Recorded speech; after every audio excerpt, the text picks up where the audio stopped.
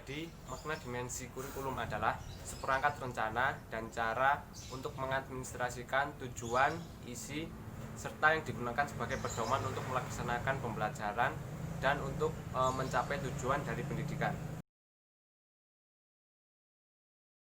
Dimensi kurikulum ada 6. Yang pertama adalah kurikulum sebagai ide. Ide atau gagasan ini bersifat dinamis atau berkembang seiring dengan perkembangan zaman atau waktu.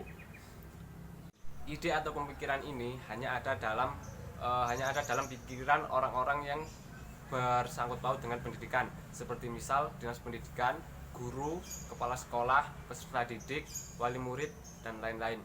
Ketika seseorang mempertanyakan di dalam pikirannya mengenai apa tujuan pendidikan, bagaimana kegiatan pendidikan, apa saja materi pendidikan, dan evaluasi pendidikan.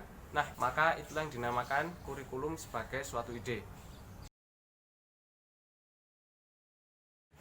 Yang kedua adalah kurikulum sebagai rencana tertulis. Dimensi ini merupakan realitas dari kurikulum sebagai suatu ide.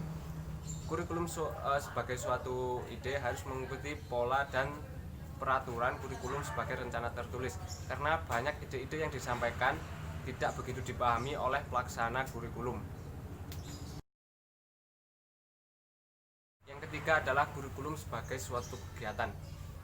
Dimensi ini merupakan kurikulum yang terjadi di lapangan. Ketika siswa belajar di dalam kelas, itu merupakan implementasi dari kurikulum. Artinya, antara kurikulum sebagai ide dan kurikulum sebagai kegiatan merupakan dua proses yang saling berkesinambungan.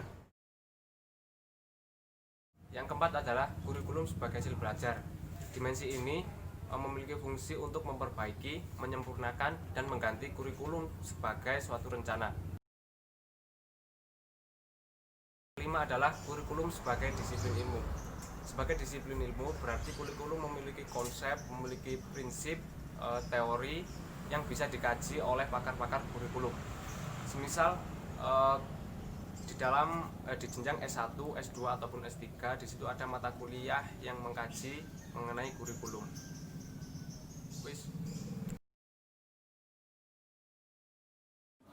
Yang keenam atau yang terakhir adalah kurikulum sebagai suatu sistem.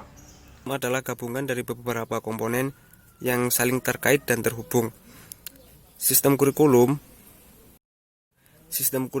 mencakup tahapan pengembangan kurikulum itu sendiri, mulai dari perencanaan, pelaksanaan, dan evaluasi kurikulum itu.